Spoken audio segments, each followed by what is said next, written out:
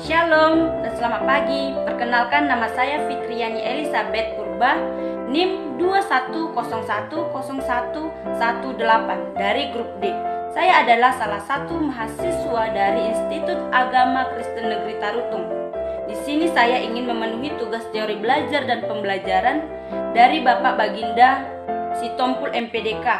Di sini saya akan membahas mengenai teori belajar konstruktivisme. Teori belajar konstruktivisme memahami belajar sebagai proses pembentukan konstruksi pengetahuan oleh peserta didik itu sendiri. Pengetahuan ada di dalam diri seseorang yang sedang mengetahui. Dengan kata lain, karena pembentukan pengetahuan adalah peserta didik itu sendiri. Peserta didik harus aktif selama kegiatan pembelajaran, aktif berpikir, menyusun konsep, dan memberi makna tentang hal-hal yang sedang dipelajari. Tetapi yang paling menentukan adalah terwujudnya gejala belajar adalah niat peserta didik itu sendiri. Sementara peranan guru dalam belajar konstruktivisme adalah membantu agar proses pengkonstruksian pengetahuan oleh peserta didik berjalan lancar. Guru tidak mentransfer pengetahuan yang telah dimilikinya, melainkan membantu peserta didik untuk membentuk pengetahuannya sendiri dan dituntut untuk lebih memahami jalan pikiran atau cara pandang peserta didik dalam belajar.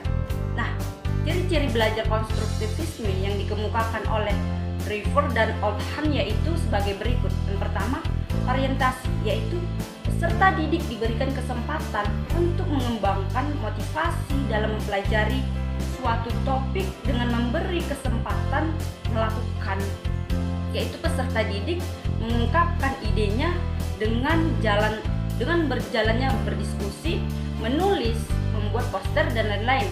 Yang ketiga, restrukturisasi ide, yaitu klarifikasi ide dengan ide orang lain, membangun ide baru, mengevaluasi ide baru. Dan yang keempat yaitu ide baru dalam setiap situasi, yaitu ide atau pengetahuan yang telah terbentuk perlu diaplikasikan pada bermacam-macam situasi. Dan yang kelima yaitu review, yaitu dalam mengaplikasikan pengetahuan, gagasan ada perlu direvisi dengan menambahkan atau mengubah. Paradigma konstruktivisme memandang peserta didik sebagai pribadi yang sudah memiliki kemampuan awal sebelum mempelajari suatu titik. Kemampuan awal tersebut akan menjadi dasar dalam konstruksi pengetahuan yang baru. Oleh sebab itu, meskipun pengetahuan awal masih sangat sederhana atau tidak sesuai dengan pendapat guru, sebaiknya diterima dan menjadi dasar pembelajaran dan pembimbingan. Nah, peranan kunci guru dalam interaksi pendidikan yang pertama yaitu pengetahuan, pengendalian yang meliputi pengambilan keputusan dan bertindak, menumbuhkan kemampuan mengambil keputusan dalam bertindak dengan meningkatkan pengetahuan dan keterampilan peserta didik, menyediakan sistem dukungan yang memberikan kemudahan belajar agar peserta didik mempunyai peluang optimal untuk berlatih. Nah, pandangan konstruktivisme mengemukakan bahwa lingkungan belajar sangat mendukung munculnya berbagai pandangan dan interpretasi terhadap realitas konstruksi pengetahuan beserta aktivitas lain yang didasarkan pada pengalaman. Hal ini memunculkan pemikiran terhadap usaha pengevaluasi belajar. Pandangan konstruktivisme mengemukakan bahwa realitas ada pada pemikiran seseorang. Manusia konstruksi dan menginterpretasikannya berdasarkan pengalamannya. Nah, konstruktivisme mengarah perhatiannya pada bagian seseorang konstruksi pengetahuan dari pengalamannya, struktur mental, dan keyakinan yang digunakan untuk menginterpretasikan objek dan peristiwa. Teori belajar mengakui bahwa peserta didik akan dapat menginterpretasikan informasi dalam pikirannya hanya konteks pengalaman dan pengetahuan mereka sendiri pada kebutuhan, latar belakang, dan minatnya. Guru dapat membantu peserta didik mengkonstruksikan pemahaman interpretasi fungsi konseptual dunia eksternal. Evaluasi belajar pandangan konstruktivisme menggunakan goal-free evaluation, yaitu konstruksi untuk mengatasi kelemahan evaluasi pada tujuan spesifik. Evaluasi akan lebih objektif jika evaluator tidak diberi informasi tentang tujuan selanjutnya.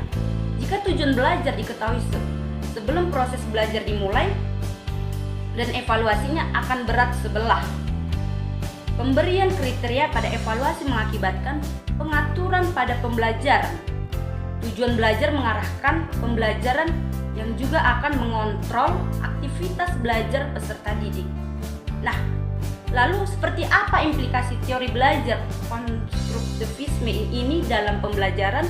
Nah, pada penjelasan sebelumnya kita dapat mengetahui bahwa implikasi teori konstruktivisme jika dikatakan dengan pembelajaran, proses pembelajaran modern adalah berkembangnya pembelajaran dengan web atau web learning dan pembelajaran melalui sosial media atau social media learning. Pembelajaran pada abad ke-21 telah banyak mengalami perubahan. Integrasi internet dan sosial media memberi perspektif baru dalam pembelajaran.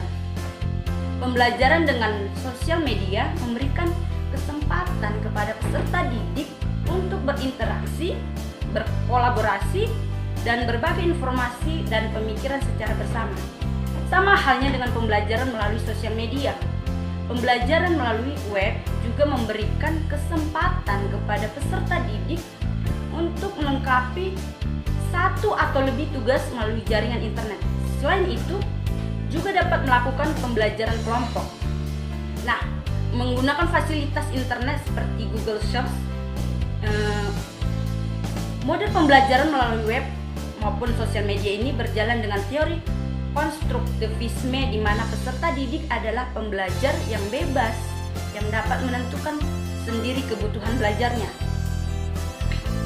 Nah, kemudian ada beberapa implikasi teori konstruktivisme dalam pembelajaran. Yang pertama, kurikulum disajikan melalui dari keseluruhan menuju bagian-bagian dan lebih mendekat kepada konsep-konsep yang lebih luas. Dan yang kedua, pembelajaran lebih menghargai pertanyaan dan ide-ide peserta didik. Dan yang ketiga, kegiatan kurikuler lebih banyak mengandalkan pada sumber-sumber data primer dan manipulasi. Dan yang keempat, peserta didik dipandang sebagai pemikir-pemikir yang dapat memunculkan teori-teori tentang dirinya. Nah, pengukuran proses dan hasil belajar peserta didik terjalin di dalam kesatuan kegiatan pembelajaran dengan cara guru mengamati hal-hal yang sedang dilakukan peserta didik serta melalui tugas-tugas dan pekerjaan.